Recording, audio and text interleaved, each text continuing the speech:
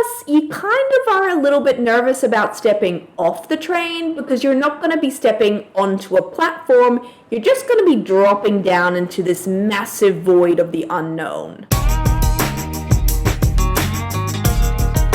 Hi guys, welcome back to my channel. My name is Tara East. I'm a writer, blogger, YouTuber, and the author of the mystery novel Every Time He Dies.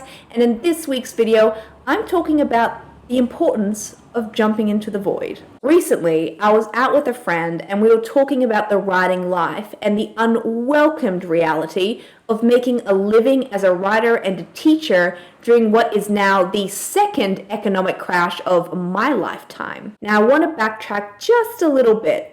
So a few days prior to this conversation with one friend, I had a couple of friends come up to visit. Now, none of them are writers and only one of them is a reader. During their stay, the conversation was spooling and we talked about food, travel or lack thereof, music, climate change, health, changing careers, politics, our dogs, and retirement. And all of this conversation just sort of like pulled me out of my normal tunnel vision, the type of tunnel vision you get when you're doing a doctorate or any sort of major research project. And it really just reminded me that there's so much going on out there in the world, so much beyond my doctorate, this YouTube channel, my blog, and the manuscripts that I'm working on. And when you have these kind of conversations, it feels like you just sort of are waking up. And you're waking up on this train and you're not really sure how you got on the train and you're not really sure where the train is going, but you've been here for a while, so you figure, hell, maybe I'll just ride it out to the end.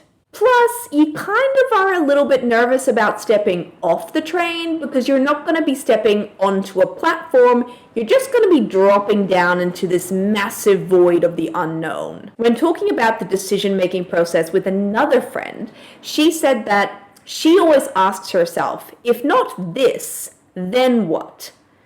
Then what? The void is a scary place. It's the total unknown. It's empty. It lacks certainty. There is no map or path. It's living in a cardboard box and losing all your money and being a total failure. But it's also possibility. Staying on the comfortable train also has its own perils. There's the fear, or at least the risk, that you'll hop off at the end and step out into a wasteland. There's nothing here for you or anybody else. You stayed comfortable. You stayed on the train. You got your money's worth and you were rewarded with nothing. There's this Virginia Woolf essay where she's talking about crossing Oxford and she's thinking about how she's following in the footsteps of all of the male academics who have come before her. And she worries how she is, at least in that moment, being complicit to the systems and the processes and that particular way of being. So,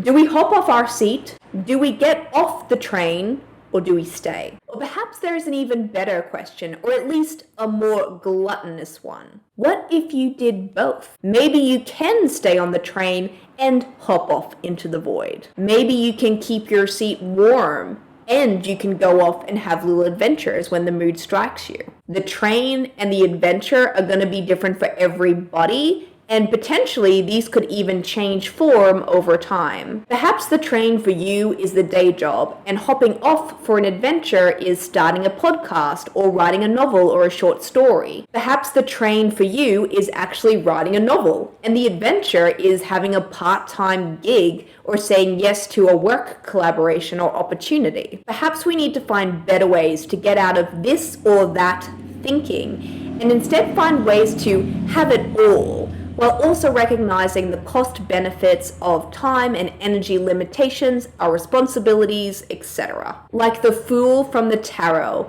maybe we just need to have a bit of a leap of faith. We need to step off the train and onto the terrains of unknown lands, while trusting that we are capable, that we are not going to lose our footing, and that another carriage will come past eventually. if need be. Removing this or that thinking means that we can choose a bigger life. At least, that's what I'm thinking this week. Now, if you'd like even more writing advice, you can head to taraeast.com and dive into the archives. While you're there, be sure to join my email newsletter, because when you do, I'll send you a free video training called the Follow-Through Formula, how to complete a long-term writing project.